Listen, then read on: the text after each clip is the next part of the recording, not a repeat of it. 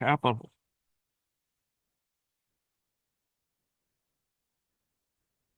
Pretty somber, considering how cold it is. Welcome to Dis and Dat, Tuesday, the 7th. We're going to look at not necessarily communist theory, but a journal called Communist Theory. We're going to talk about communism. Um, you know, it's always a difficult topic because it's certainly something that people accuse other people of being or denounce others of. And precision of such a decision is always difficult as well. Noting, of course, that in the current state, there's plenty of possible descriptions of it. And unfortunately, there's plenty of jargon sort of included as well. But I think there's some really basic ideas that ultimately still get to be discussed. And it is typical of the period, that is the 70s, when the thing that we're going to look at in a moment was originally written. But there's some responses to it that you can see where people were coming from. And I think it's just good to have these definitions or these proposals for definitions in our toolbox, because it's certainly clear that there are other organizations or groupings or formations that will use the term and not quite be altogether there on it. As we know in current movements, there are cults of personality or future cults of personality out there that will call themselves communist, and perhaps they're not quite communist. There may be something else. I mean, other than provocateurs or collaborators or something else. So it's not that we want a perfect communism, whatever that is, but rather we should continue talking about it. So the thing I'm going to read from is shorter, more contemporary, but is a response to a piece called Love of Labor Lost by Gilles Daudet and Carl Nessick. And it has this interesting diagram at the top of it, which talks a little bit about what, during Taylorization, that is the measurement of work tasks, that time motion studies were really important in assembly line production. That is, if you could make workers' movements more efficient, more quote unquote machine-like, you would get more efficiency out of it. And this is the whole point of, thinking about this. So Daudet and Nessick's historical account challenges the thesis that the self-identification of the proletarian as producer has been the decisive cause of its defeats. When, they ask, did the workers actually try to shoulder economic growth? When did they ever compete with bourgeois owners or modern directors for the management of the companies? Workers' movements don't boil down to an affirmation of labor. And if the being of the proletariat theorized by Marx is not just a metaphysics, its content is independent of the forms taken by capitalist domination. And so the point, of course, is always this autonomy or relative autonomy, and hence our own little group in terms of thinking about autonomy. And you'll see that this argument sort of is certainly time immemorial, and raises certain questions about this difference between subject and object, about subjectivity and objectivity. The idea of a revolutionary subject certainly comes up, and all of those things are at work. And, if you overcommit to certain ideas and the revolution fails, let's put it that way, we have to have grief and a bunch of other things that go on. So that's part of it. Now, let's go to the thing itself. Theory Communiste, Much Ado About Nothing, which is a thing available on LibCom, an excellent site for getting materials for free, noting that theft is property, or property is theft. So Theory Communiste TC taken a painstaking point-by-point refutation of the little piece by Dove and Nessick. First, by developing in detail the concept of programmatism. I apologize, but that's kind of it's kind of European in that sense. Anyway, developing in detail the concept of programmatism or programmatism, which allows for historicization of the terms of class struggle, revolution, and communism, then by delineating the originality of a new cycle of struggle beyond programmatism. So I hopefully you'll stick with this a little bit, read it at your leisure. The subject which Dove and Nessick seek to reflect upon in this text is nothing less than the historical failure of the communist movement over the 154 years following the publication of Marx and Engels' manifesto. They approach this subject by way of a critique of the concept of programmatism developed primarily by the journal Theorie Communiste, TC. However, programmatism could only serve as an explanation of the failure of the communist movement if we imagine, as Dove and Nessick do, that communism is a norm, a substance, something invariable in its deep content. For without this assumption, programmatism is only the explanation of its own failure. We will thus begin by explicating the theory of programmatism, which Dove and Nessick have so misunderstood. But it should be noted that what is actually at stake here is the definition of the present period, and even more, and this is in 2017, the fact that a present period may even exist. That is ultimately to say something called history. So the point, of course, is always looking at the historical materialist project, as always trying to figure out, well, where are we? And sort of the point at the moment in history. So the theory of programmatism, the emancipation of labor, and its failure. Generally speaking, we could say that programmatism is defined as a theory and practice of class struggle in which the proletariat finds in its drive toward liberation the fundamental elements of a future social organization which become the program to be realized. This revolution is thus the affirmation of the proletariat, whether as dictatorship of the proletariat, workers' council, the liberation of work, a period of transition, the withering of the state, generalized self-management, or a society of associated producers, because certainly all of those things are there. Programmatism is not simply a theory. It is above all the practice of the proletariat, in which the rising strength of the class in unions and parliaments, organizationally, in terms of the relation of social forces, or a certain level of consciousness regarding the lessons of history, all of that is positively conceived of as a stepping stone toward revolution and communism. Programmatism is intrinsically linked to the contradiction between the proletariat and capital, as it is constituted by the formal subsumption of labor under capital. Now, at this point, capital, in its relation to labor, poses itself as an external force.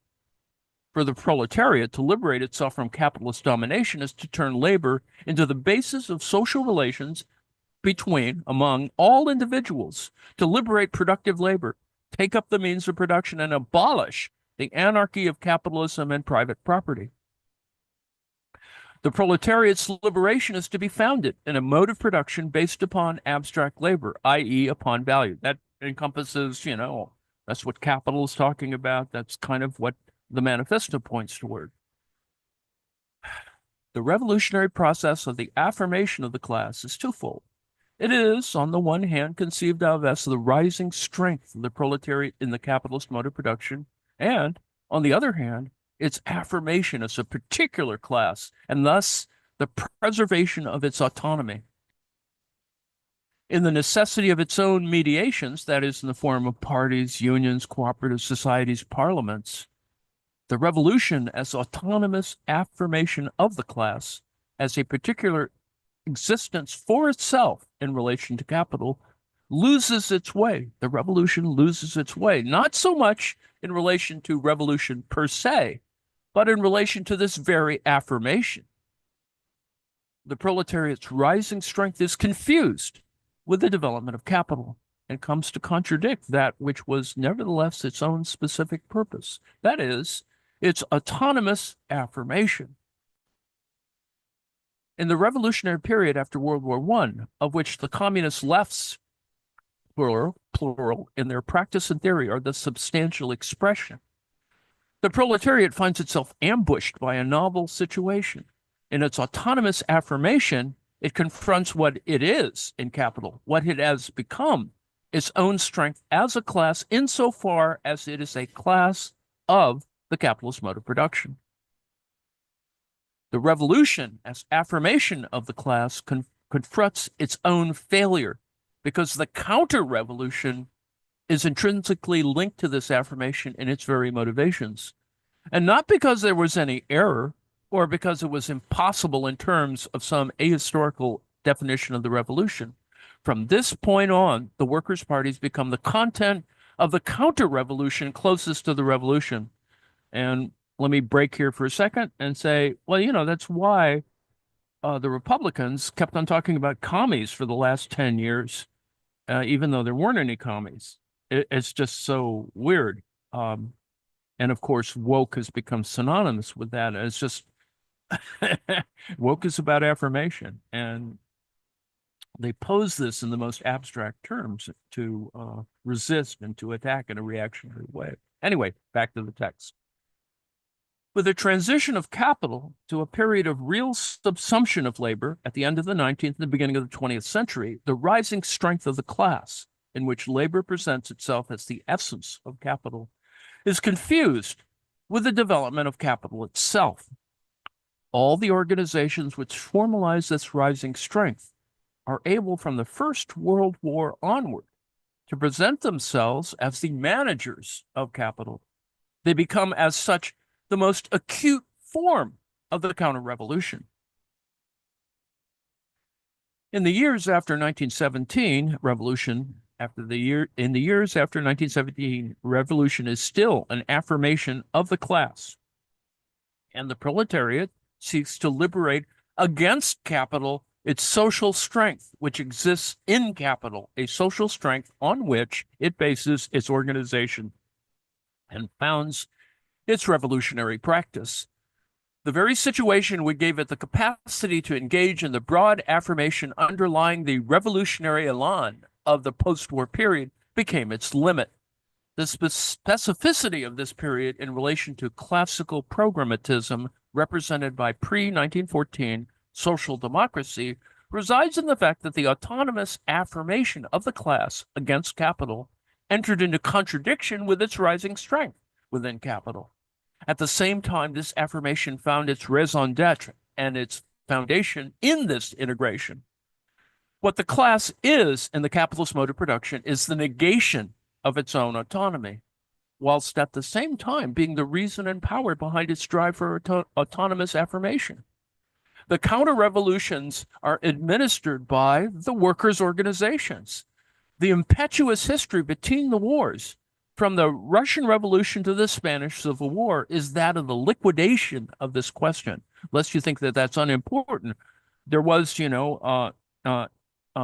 the strife between anarchists and leftists and Republicans in the Spanish Civil War. You actually had a battle that broke out among them, not against the royalists, but against each other.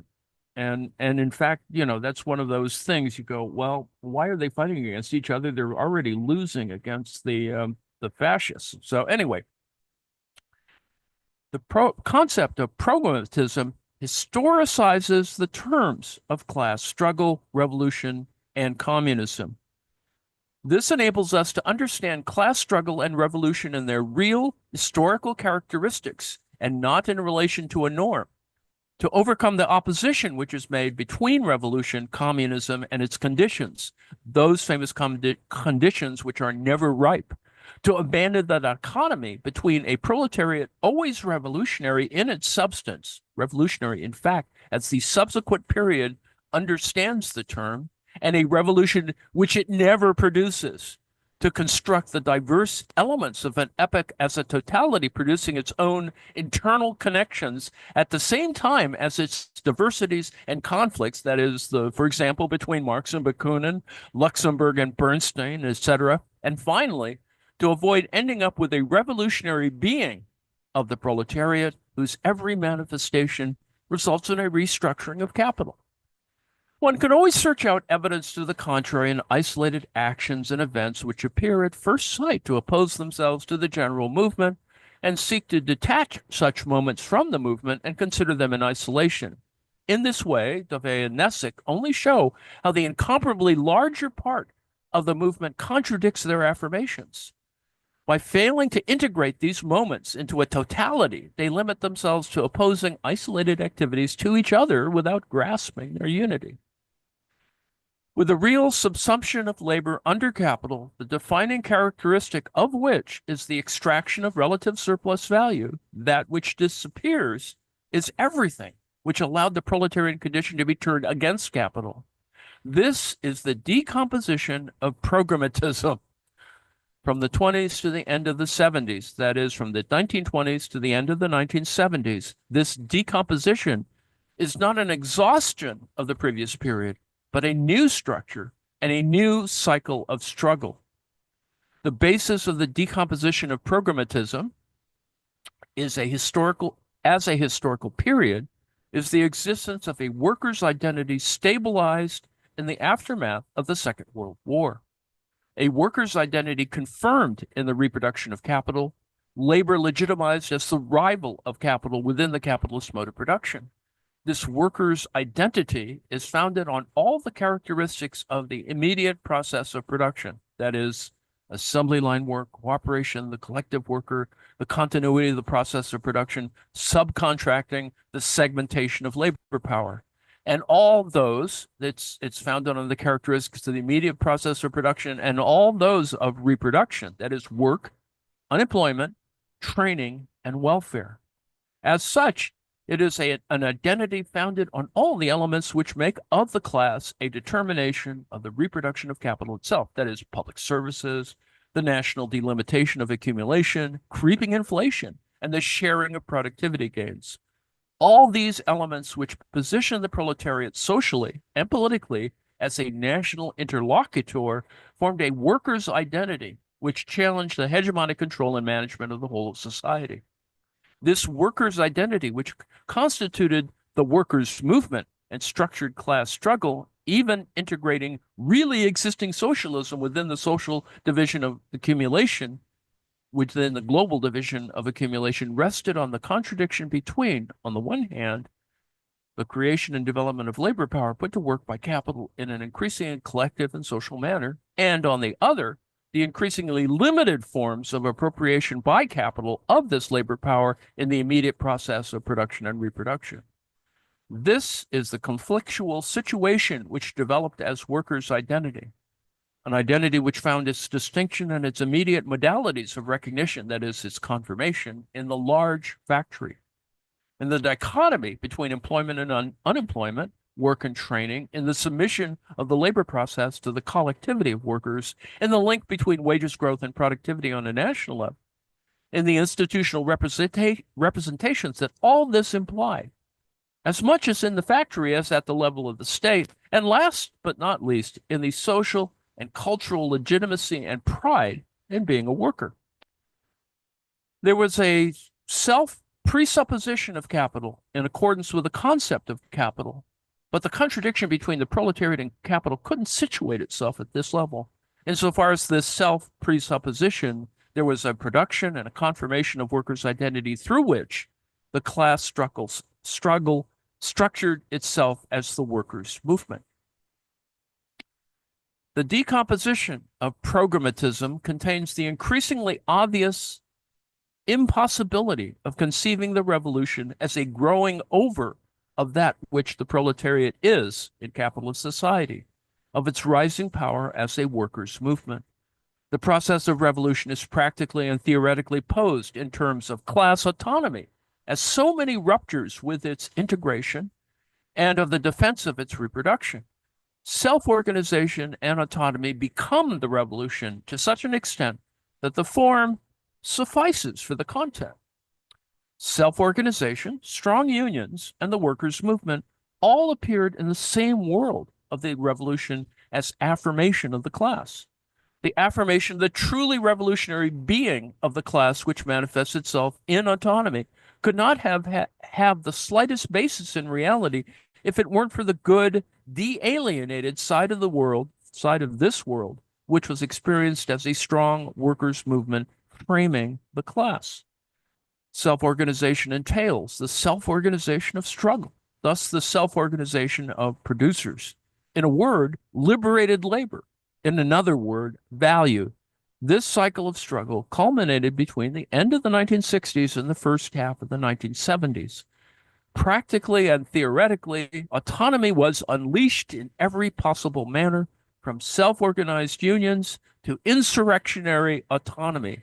This world is now obsolete. There is no restructuring of the capitalist mode of production without a workers' defeat. This defeat was that of workers' identity, of communist parties, of unionism, of self-management, self-organization, and autonomy. The restructuring is essentially counter-revolution. Through the defeat of a particular cycle of struggle, the one which opened in the aftermath of World War I, it is the whole programmatic cycle which reached its conclusion. Number two, subsection 2, the overcoming of programmatism is not a critique of work. We have just briefly outlined the thesis of programmatism. For David and Nessick, this thesis is false in regard to the facts, and even more so in regard to the method, the attitude in relation to the world to be transformed. Nevertheless, David and Nessick have understood it neither in regard to the facts nor the method. And as for the attitude, the starting point for their refutation of the thesis of programmatism is a misunderstanding. So this is a quote from them. From the 1960s onward, a more and more visible resistance to work, sometimes to the point of open rebellion, has led quite a few revolutionaries to revisit the past from the point of view of the acceptance or rejection of work. A real critique of work was impossible in the 1960s. Now, things are completely different. End quote. This observation is historically correct, but the misunderstanding resides in the fact that to understand the breakdown of programmatism as a crisis of work and its overcoming formulated as a critique of work is to remain within programmatism. Given that the proletariat presented itself as a revolutionary class in the critique of all that which articulates it as a class of the capitalist mode of production, in the councilist and self-organizationalist vision, the worm was already in the fruit. It popped its head out at the beginning of the 1970s with the ideology of self-negation of the proletariat and the critique of work. It was only by opposing itself to that which could define it as a class of the capitalist mode of production that the proletariat could be revolutionary. The refusal of work, the riots, lootings, and strikes without demands naturally became the supreme activity on the basis of which self-negation could take place. All that was needed was to self-organize, set up the councils whilst no longer remaining laborers and workers, i.e. to square the circle. Theoretical humanism allowed that which appeared as negation and refusal to be seen as overcoming. David and Nessick are examples of theoreticians blocked at this stage of theoretical production, not only because they understand neither the restructuring nor the new cycle of struggle, but most importantly because they're waiting for such things to resurface, that is, the resurrection of a schema which was already in its own day an ideology of the failure of the cycle of struggle coming to an end. Just as the relation between the rising strength of the class and its autonomous affirmation expresses, in its own terms, the failure of programmatism, this same relation, that is, in the form of the relation between self-organization and self-negation, expresses the impossibility of the revolution in its own terms, in the cycle of the decomposition of programmatism. Communism is not principally the abolition of work. It is only such within a theoretical system founded on the analysis of labor, that is to say, on the relation between man and nature as the starting point of communist theory. What matters in reality are the social relations which determine human activity as labor. The point is thus the abolition of these relations and not the abolition of work. The critique of work is not able to positively address the restructuring as a transformation of the contradictory relation between classes. It can only address it negatively in terms of the liquidation or de-essentialization of work. Section number 3, subsection 3, beyond programmatism, for David and Nessick, we are free of the old workers' movement based on the consecration of work and workers' identity, etc., but this has resulted in no revolutionary clarification. In short, we're no further down the road. It is obvious that proletarian autonomy has not taken advantage of bureaucratic decline, for they both belong to the same world of workers' identity. David and Nessick attribute this liquidation exclusively to capital, as if the struggles of 1968 had no role to play. Trapped in their normative problematic of the revolution, in fact, an ideological result of the failure of the previous cycle, they see only the disappearance of the old and not the appearance of the new. Today, the overcoming of reivindicative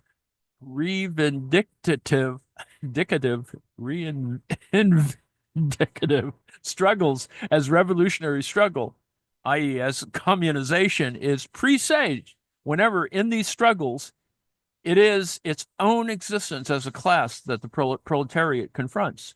This confrontation takes place within reivindicative struggles and is first and foremost only a means of waging these struggles further. But this means of waging them further implicitly contains a conflict with that which defines the proletariat. This is the whole originality of this new cycle of struggle. Reivindicative struggles have today a characteristic that would have been inconceivable 30 years ago. The proletariat is confronted by its own determination as a class, which becomes autonomous in relation to it, becomes alien to it.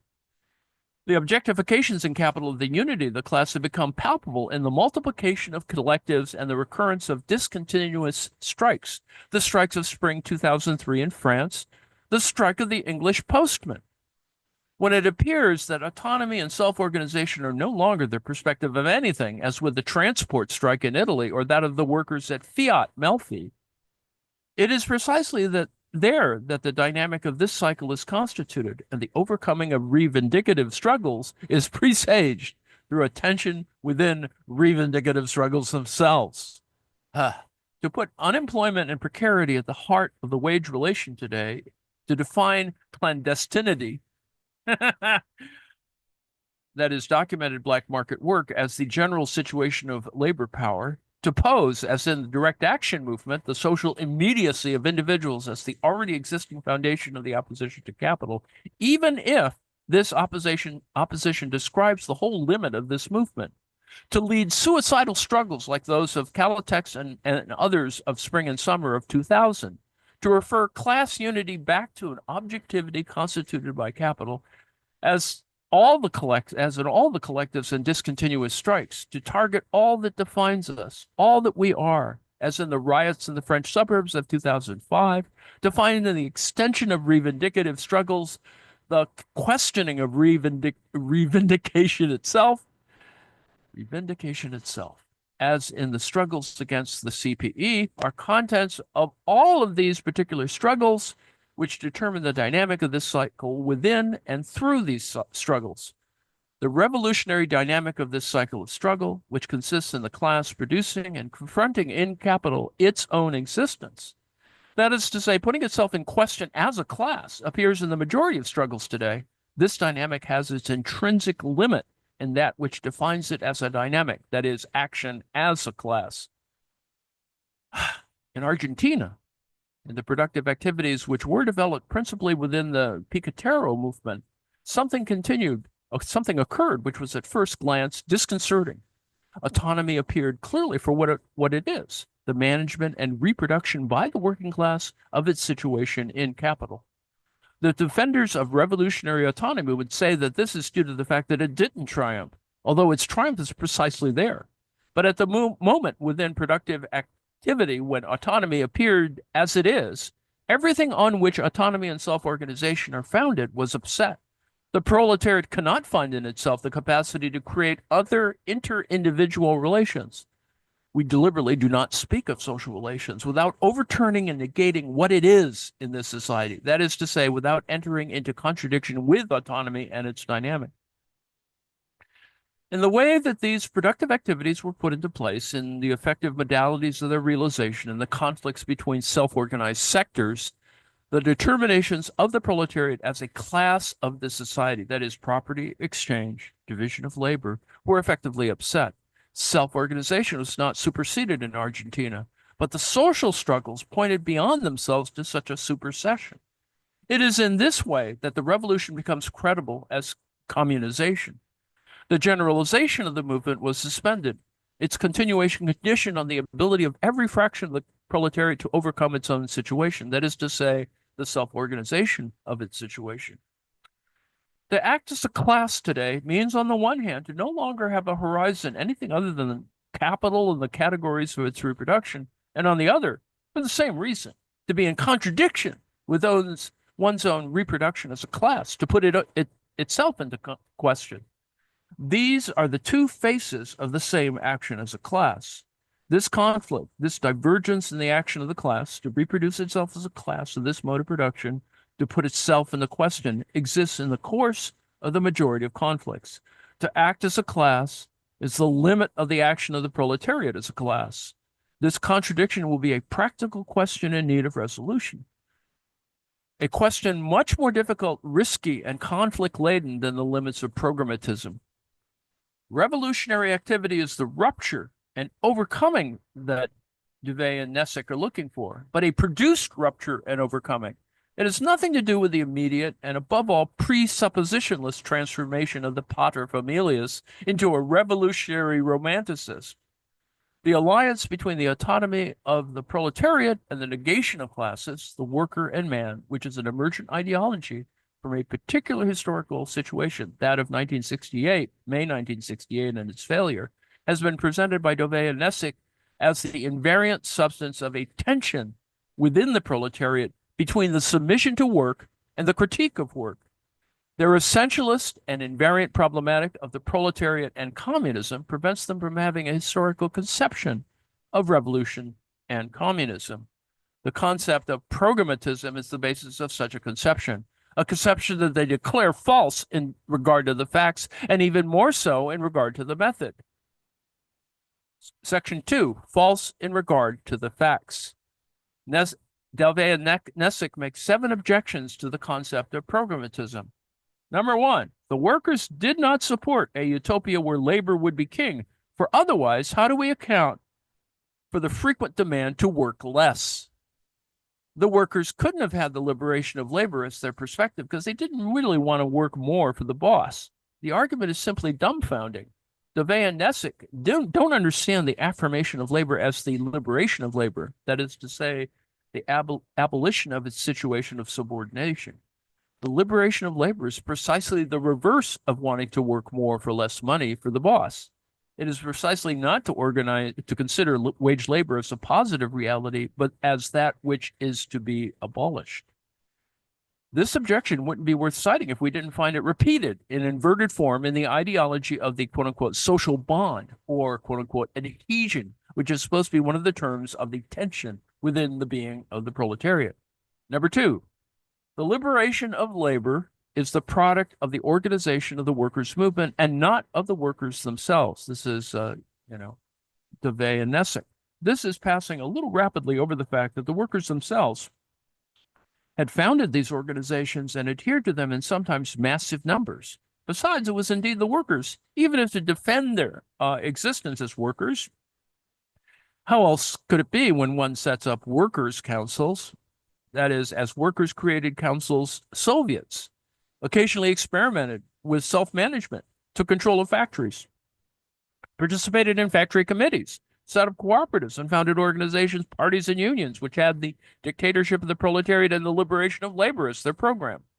If we say that the liberation of labor is the theory of the organizations and not the working class, first, it is false, but even if it were true, it would be necessary to explain the relation between the two, that is, organizations and the working class. The history of the Commune, the Paris Commune, is supposed to show that all of the aforementioned rigmarole didn't actually interest the workers. In his preface to Bilan, Dauvet says that during the Commune, the communists, being few in number, were cautious, but it is the content of their program that explains these cautions. The presentation of the affirmation of labor as the final end of the movement, which must integrate a long historical process. The fact that in their own program, the communists recognize the historical necessity of those bourgeois republicans who are about to eliminate them. There is a lot to be cautious about. The reappropriation of production by the workers was in reality such a small priority for the Commune that its Central Committee announced as early as the 21st of March, 1871, that is between the 18th and the 26th, thus before the reappropriation by the Republicans in its Journal Officiel.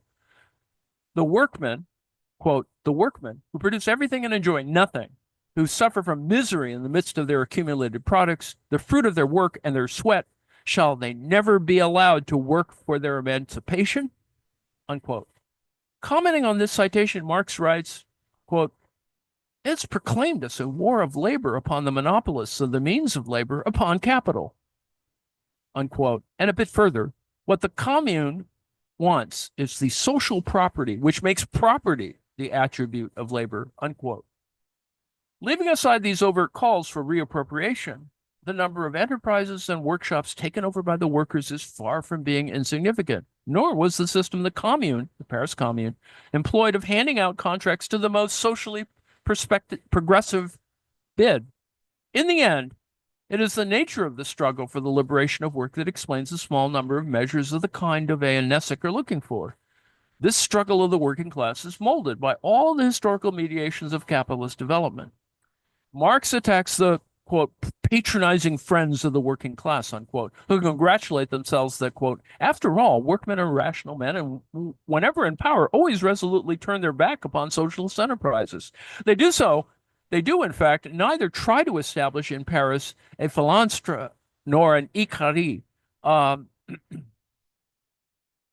In a word, unquote, in a word, those who seek the immediate realization of the liberation of labor, which is for Marx merely a tendency in the measures taken by the Commune, remain at the stage of utopian socialism and have not understood that these objectives have now become real through their submission to the historical conditions of the movement. So you can see here that there is this tension or conflict between those who, want it all at once and those who, are sort of ignoring those who not fully embracing the struggle, whereas there are those who fully embrace the struggle.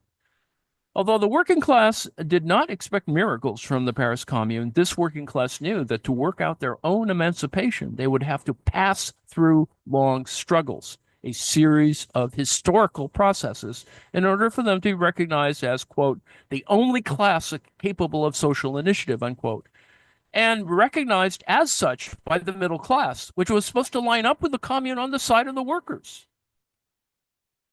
The hesitant and timid character of these measures has also another root. Towards the end of March, within the Paris Commune, the workers were beaten in their own camp. If Marx doesn't speak of the social significance of the transformation of the Commune's organs of management, and if he pretends that the Paris Commune is exclusively a workers' government, the finally achieved form of the dictatorship of the proletariat, it is because, for him, for Marx, the revolution is not where we today look for it. That is to say, in the independence of proletarian action and its capacity to abolish itself in abolishing the capitalist mode of production, but in the capacity of the proletariat to represent the whole of society and its future. Looked at closely, this other reason for hesitancy is not that different than the first. The historical development of working class practice implies its defeat as an autonomous class. As with the Commune, the Russian Revolution of 1917 is supposed to confirm that the proletarians hardly manifested any productive enthusiasm. And nevertheless, in an earlier text by Dauvet, we find, and this is Dauvet, quote, the movement of factory and workshop committees saw a remarkable surge between February and October. These committees were most often created with the aim of obtaining the 8-hour day and wage increases. In April, the provisional government recognized their right to represent the workers in their negotiations with bosses and the government. But little by little, the committees tried to influence the direction of the factories, which they took over in several cases. Still continuing in the quote from Dove, during this time, after October 1917, the Bolshevik leadership, having inaugurated and structured workers' control in Russia in the interest of a planned direction for the national economy, the Russian workers continued to animate the committees, which often tried to seize factories. As the January 1918 number of the Voice of the Metal Workers states, the working class, from its nature, must occupy the central place in production, especially its organization. But these efforts often lead to failure, unquote. Of course, one can change one's opinion, but that's not the issue here. Rather than the issue about them, it is the historical facts themselves that have changed. That which existed exists no more. One can equally refer to more classical historians, and this is Dove again. The natural consequence of the February 1917 revolution was to exacerbate the economic struggles. In this context, the factory committees became the veritable protagonists of the confrontation between capital and labor. They regulated the unions from behind. Moreover, their leaders, the unions, mostly Mensheviks, took care to avoid intervening directly in the domain of production. It was thus the factory committees which immediately took this up without a thought to the limits to which they were assigned by law. The workers of many factories had started to interrogate the questions of administration and technical direction, even to the point of chasing bosses and engineers out of the factory. When the employer decided to leave the key under the door, it was common to find the factory committee taking over the management of the establishment. By launching the slogan of workers' control, which constituted an essential aspect of their program, the Bolsheviks fanned the flames of the spontaneous movement which grew from the radicalization of the working masses. They thus encouraged, for tactical reasons which we will return to later, the libertarian and anarcho-syndicalist tendencies which appeared in the factory committees, and which sought to establish a workers' power in each separate enterprise without making use of a centralized direction or taking into account the whole economic reality, thus a singularly confused program. While the Mensheviks and the union leaders foresaw a state control of production conforming to the generally accepted socialist principles, the factory committees generally stood up for the direct seizure of the enterprise and the self-management of the factories, unquote. Workers' committees rapidly formed in the factories, and a decree for the provisional government, still in the revolution, 22nd April 1917, gave them a legal existence in recognizing their right to represent the workers in relation to the employers and the government. Their first demands were for the 8-hour day and a wage rise, but these demands didn't delay in arriving at more or less organized attempts on the part of the workers, at first sporadic, but soon more and more frequent, to intervene in the management and to take possession of themselves of the factories. Nonetheless, that which no one foresaw was that the seizure of the factories by the workers would be in the long term even less compatible with the establishment of the socialist order than the seizure of land by the peasants, unquote. Now, that last phrase by Carr contains the solution to the next question. Number 3 of the 7 points of Duvay and Nessick. Point number 3. I'm going to go through the 7 points and then stop. Why make you suffer any further? During the rare occasions where a seizure of production took place under workers' control, the leaders of workers' organizations had a very hard time imposing discipline on workers who showed very little productive enthusiasm. The first thing would be to explain why such occasions existed. But let's let this pass and come to the objection itself. The emancipation of labor is here conceived as the measurement of value by labor time, the preservation of the notion of the product, and the framework of the enterprise and exchange. At those rare moments when an autonomous affirmation of the proletariat as liberation of labor arrives at its realization, necessarily under the control of organizations of the workers' movement, as in Russia, Italy, and Spain, it immediately inverts itself into the only thing it can become, a new form of the mobilization of labor under the constraint of value and thus of maximum output, as the CNT, the anarchists, demanded of the workers of Barcelona in 1936, provoking ipso facto, though marginally, all the reactions of disengagement or workers' resistance. According to Duvay, the Russian Revolution of 1917 showed 2 fundamentally related things. Firstly, the workers did little to restart production, and lacked productive enthusiasm. And secondly, these workers found themselves faced with new bosses and responded, as they usually do, by individual and collective resistance, active and passive. We've dealt with the first point. Let's pass to the second. Why were the workers confronted with new bosses? Why was the revolution a failure? What is this revolutionary dynamic, which, coexisting with the crystallization of power, would define the Russian Revolution as a contradictory process, which went through an involution? In all the texts of David and Nessick, there's never a response to these questions. Now, to respond to them, they would have to qualify their revolutionary dynamic, specify it historically, along with its counter-revolution. Yet it is here that we discover the forbidden dimension of their theory, for it presupposes that through the development of capital can be historically, that though the development of capital can be historically specified, the revolution, just like the counter-revolution, must be as it is in itself for all eternity.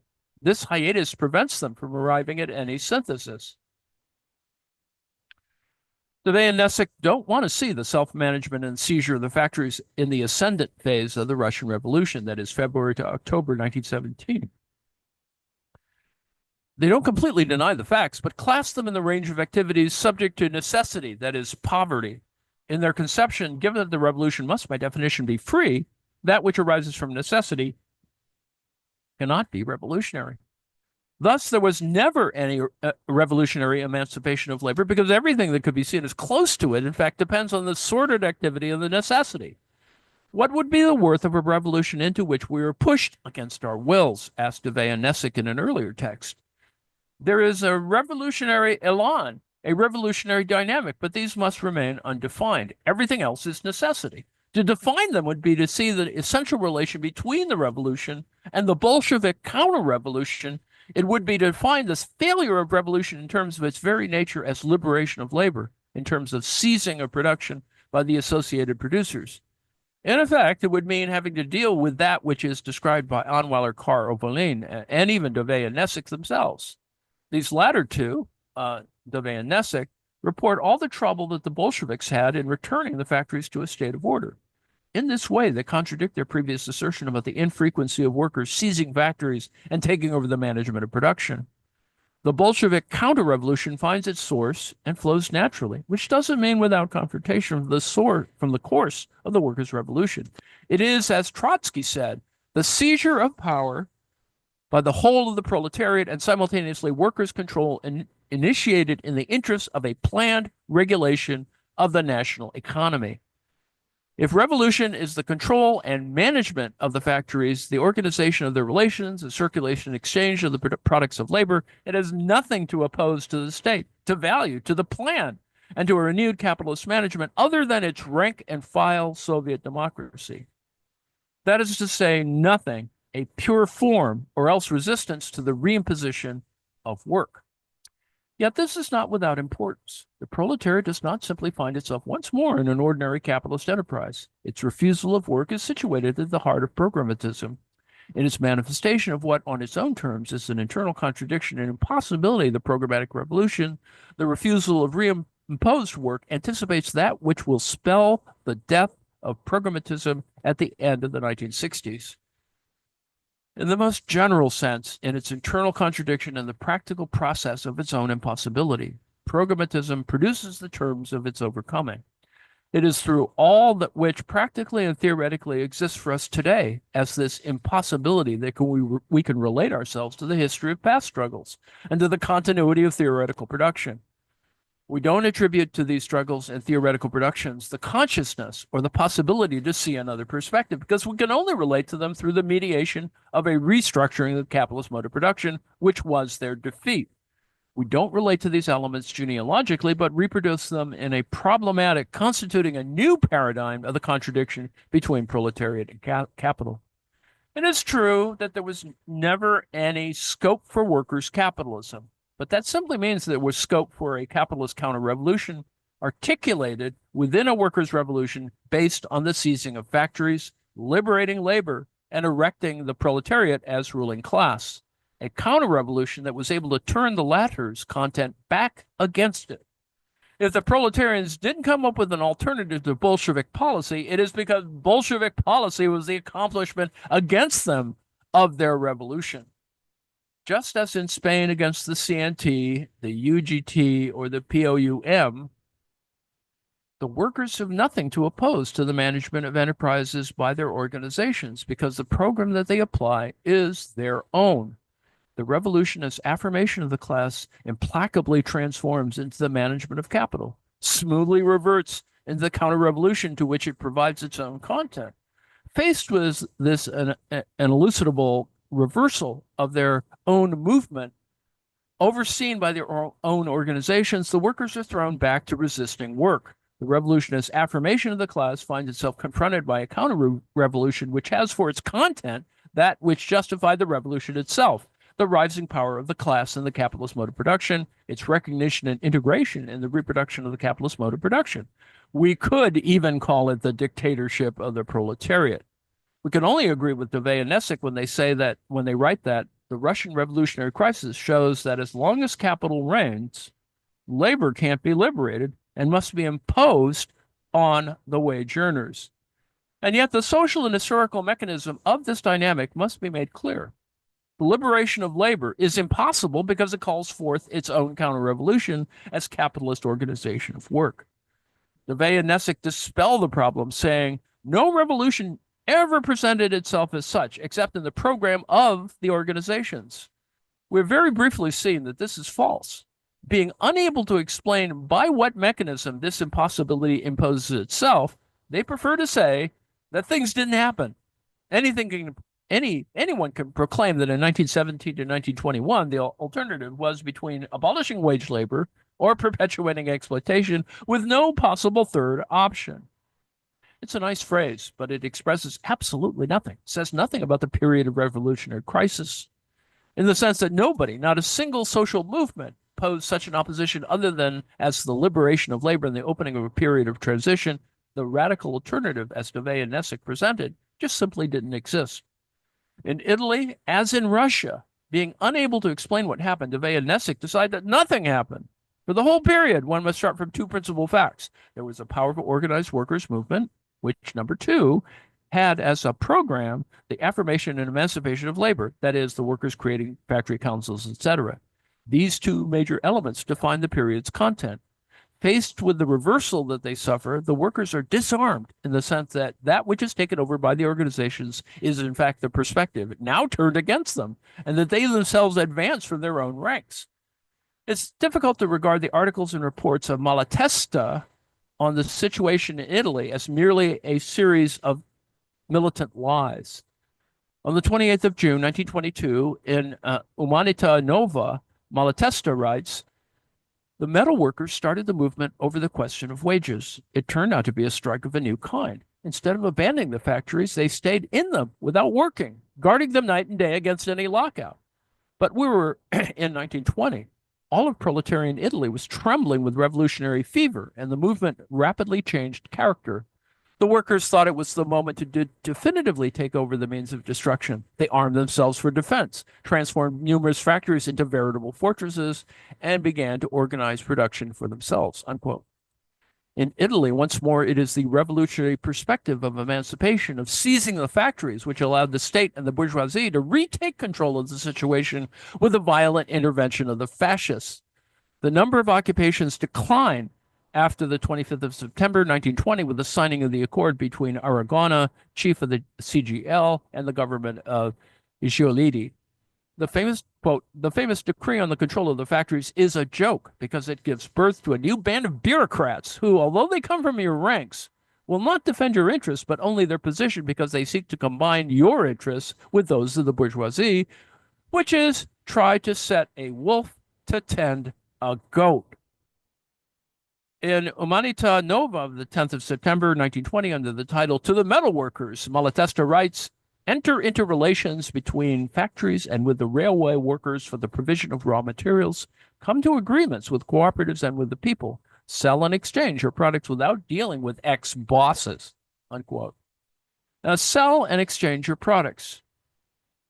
In the very injunction of Malatesta to pursue and deepen revolutionary combat resides its failure and reversal into counter-revolution. The same worker who would applaud Malatesta will the very same day press for slowing down the work rate in the enterprise in the hands of the workers.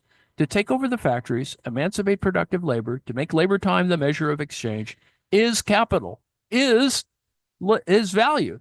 As long as the revolution will have no other object than to liberate that which necessarily makes the proletariat a class of the capitalist mode of production, workers' organizations, which are the expression of this necessity, will employ themselves to make it respected. Being unable to hold on to the articulation of these elements, DeVay and Nessick have decided against all the evidence that the workers never had the perspective or practice of the emancipation of labor. What is more, although for DeVay and Nessick, it was indeed the case that all of that was true of the organizations, to deny this would be very difficult.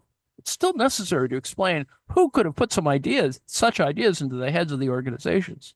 The facts which were still visible in the piece When Insurrections Die, and even more in the preface to Bilan, have here disappeared. Nothing happened. Move on. There's nothing to see. DeVay and Nessick see the problem without being able to connect the terms. In their argumentation, they ceaselessly confuse the effective impossibility of the liberation of labor with its non-existence, just as they confuse the liberation of labor with the liberating power of labor. And so you can see there's still an underlying necessity for the view for looking at this and from in abstract terms. There's section 4, section 5, which aren't that long, 6 and 7, and I may or may not read this tomorrow. I've run out of my time. I hope that you'll think about what the points of these things are. It goes on in a variety of words, and it's clearly a polemic against a certain position about seeing that history has a lot more details in it, particularly on the issue of how classes are constructed or how classes construct themselves.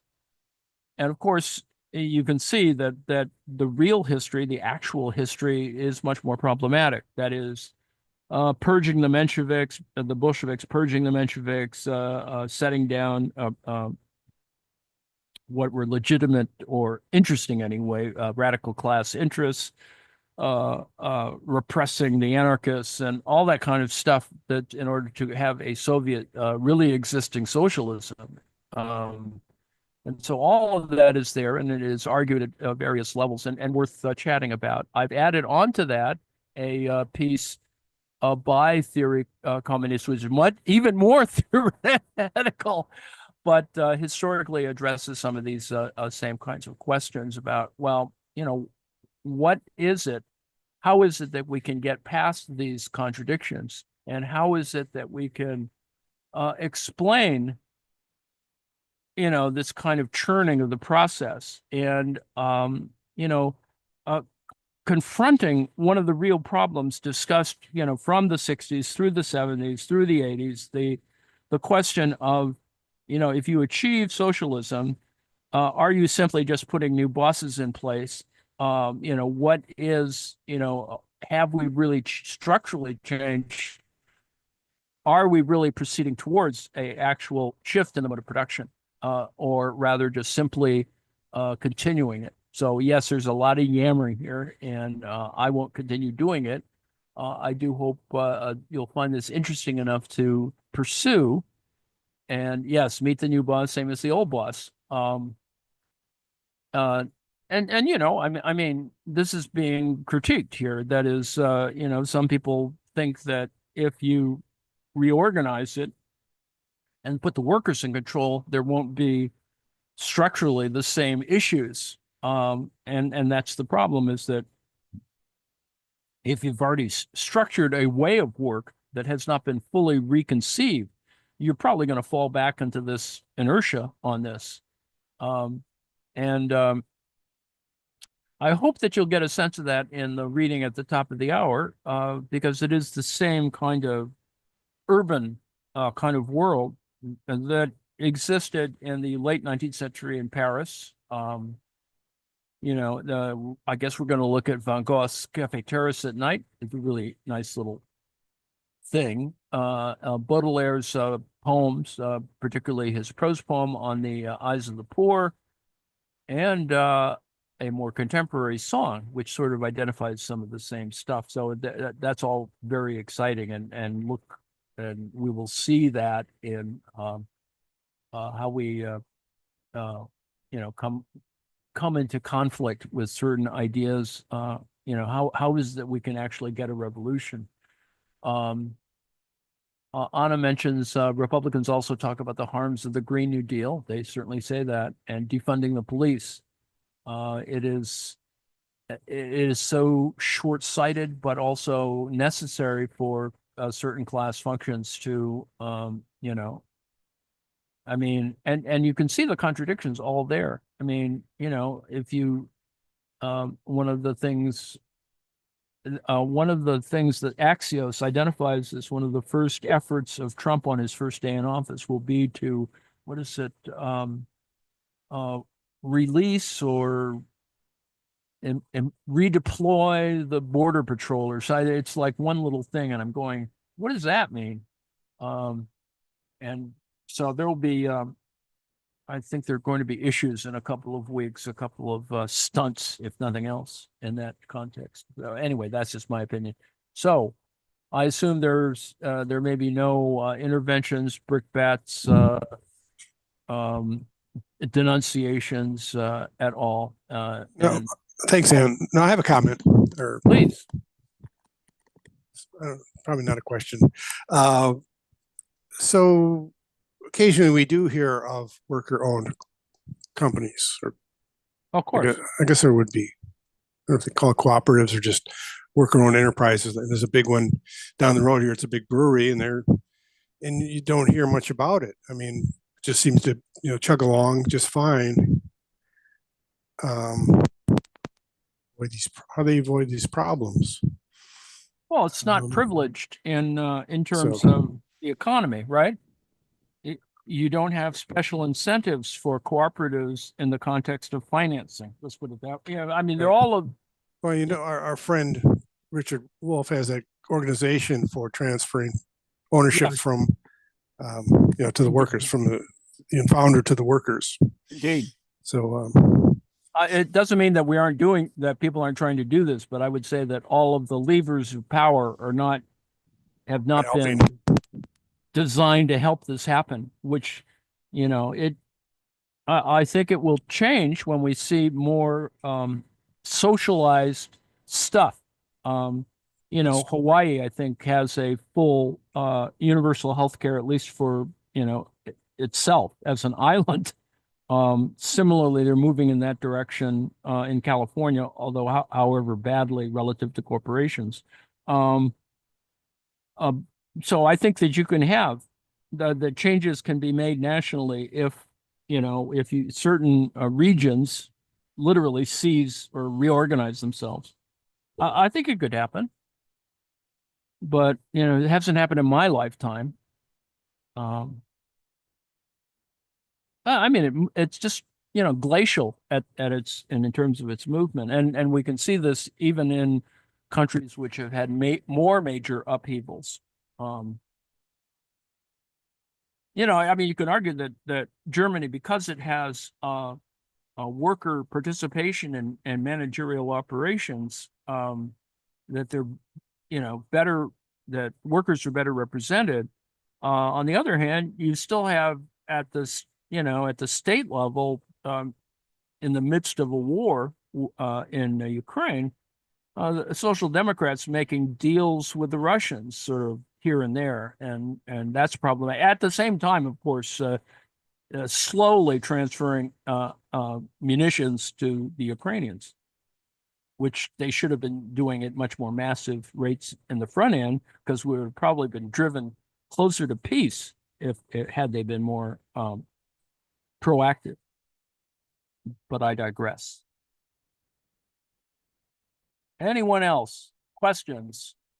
I have hosts, so I will stop, and because we have very well what I think is a very interesting combination of things to discuss in the red hour at the top of the hour. And let me thank you for your attention. I hope there's a lot of jargon in here, and I don't know if it helps or hurts, but I think you get the clear the I hopefully there's clarity of the idea. That is, the problem in socialism under socialism or attempting to get socialism is that it reproduces some of the same structures of capitalism, and you know, eradicating that, it's just really difficult to get to fully automated luxury communism.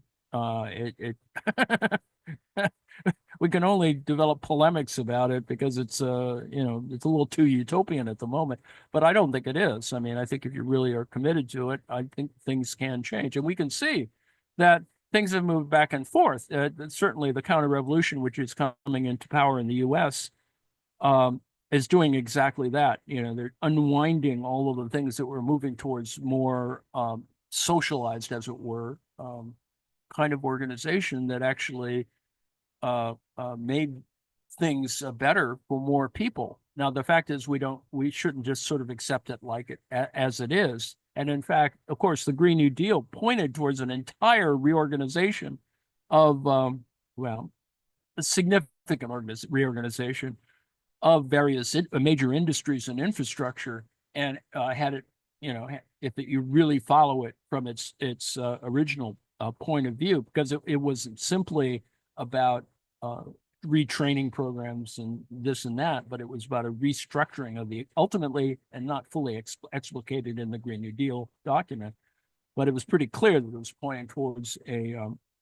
reorganization of a national industrial policy, which we see the first moments of it in the infrastructure bill. Unfortunately, a lot of that cannot be unwound by the Republicans, but you can see that they're going to try and do all kinds of stupid things for the next 4 years that, have to be resisted by, you've got those Democrats, but really, they just really need to move a little further left on that moment. So anyway.